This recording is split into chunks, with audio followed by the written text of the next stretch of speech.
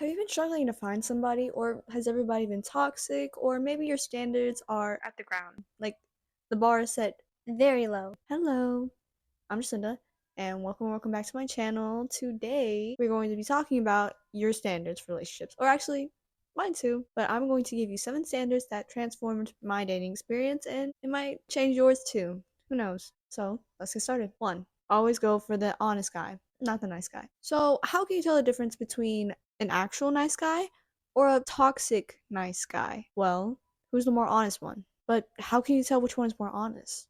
Well, which one can be a little bit more mean or brutally honest, or they don't really suck up to you that much? See, when a guy goes around and says that he's a nice guy, 9 times out of 10, he's not a nice guy, okay? So when you're on a date, I would say try and bring up conversation about like morals and stuff, because you get to learn a lot about someone when they talk about their morals or when they start talking about themselves. You get to learn a lot, even on a first date. I can also say, don't judge a book by its cover, because the nicest people you'll ever meet, the sweetest people you'll ever meet, will have a very bad RBF. It's going to be very bad. Plus, an honest guy will not try to love bomb you in the first week of meeting you, so yeah. Number 2, find somebody that has similar goals to you. See, chemistry is important. It shows how you interact with someone and how compatible you guys are. But the thing is that chemistry can be created.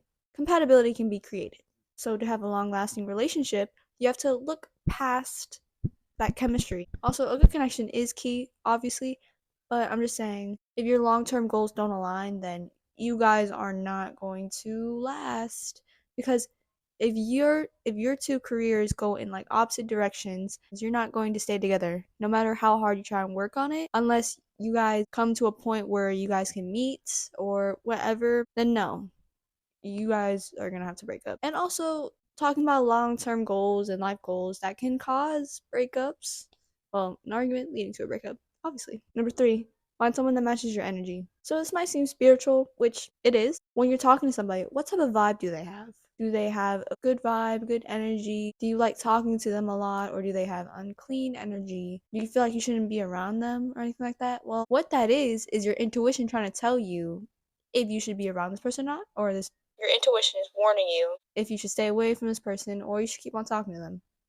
Always listen to your intuition, because a person with bad energy can pollute your good energy and can bring you down. When you meet someone with good energy, your vibrations go up.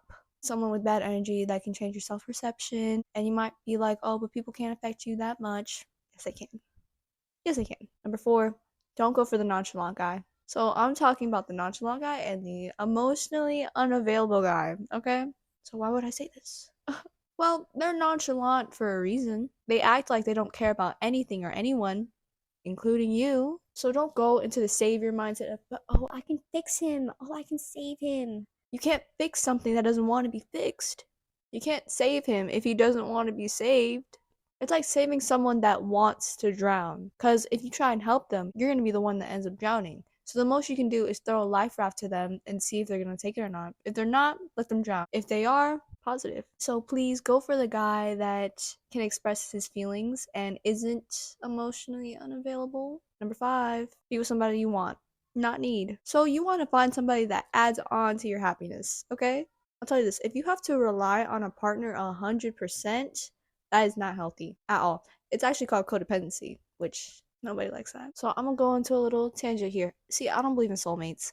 Soulmates aren't a real thing. I don't think that there's someone that you're connected to, like, no matter what, you'll be with them. I don't think that exists, because there's someone you will spend the rest of your life with, and you will keep on working towards being together, because a relationship is hard. They are hard, because you have to think about you and you have to think about them, and your responsibilities are theirs, their responsibilities are yours, intertwined, you know. So I don't think soulmates are real. Obviously, I don't think we're all connected by like a red string, whatever your religion says, okay? It's just like, if you feel like somebody is your other half, or like you feel like you're not completely whole without this person, you should probably work on yourself. You shouldn't feel like that person is your other half. Like, if you lose them, you're obviously gonna be sad. You're obviously gonna be like, oh, but like, I don't want them to leave, all that type of stuff. Or, oh, we broke up, I feel sad. Go into your self healing journey, please, because If you feel like someone is your other half and you need them, then if you feel like you need somebody, that can first off build up resentment. So you want them to be around. You want to get into petty arguments with them. You want to keep on caring for each other. You want them to be in your life. You don't need them. You want them. That's the main point I'm trying to come across, all right? Number 6, try going for the opposite of your type. See, you need experience. You don't know what you actually like or what you actually care about in a partner until, well, you experience it, obviously. So go out and explore your options. Maybe go on the streets for a little bit. See, you can go in your notes app and make a list of qualities you want in your dream guy. And every single time you have an experience with somebody, you can add stuff to that list or take stuff out. You also don't know how you are in a relationship or how you act in a relationship until you experience it, because you can act in different ways for different people. Your relationship experiences are never going to be the same. I'll tell you that right now. You might try and strive to go for a similar experience, but it's not going to be the exact same. So when you put yourself out there, you might either find the love of your life or you might get with somebody you regret. All right, just remember this, okay? The lessons you learn from people outweigh the regret you feel for experiencing them. Because let's say this, if you never got cheated on or never got treated unfairly, then you wouldn't have gone on your self-help journey and you wouldn't be the person you are today, the person you are shaped to be, like right now. You wouldn't be the same person, which it's sad to realize that the hardships that we experience help shape us into the person we are now, and that we're going to keep on experiencing hardships, we're going to keep on experiencing obstacles, but that's the point of life. So, number 7, you have to love yourself to attract more love.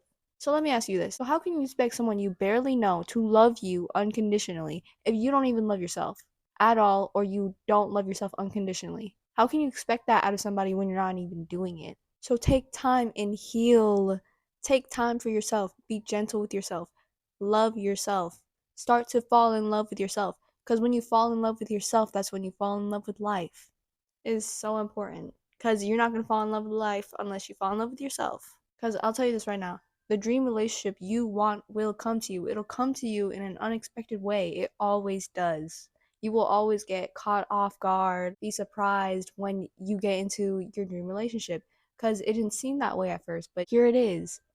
See, your dream relationship might be with someone from the past, and maybe you guys changed, you tried again, or it might be someone completely new. Your dream relationship will come to you when you're at the level to have it. Most of the time, you're not at the level to have it. So keep on working on yourself, keep on working on your self perception, keep on working on your mindset, on your self care, all that. Work on it. Because the things you want will come to you. You just have to be patient. And that's the end of today's video. Make sure to like, subscribe, comment, all that, and stay tuned in for more.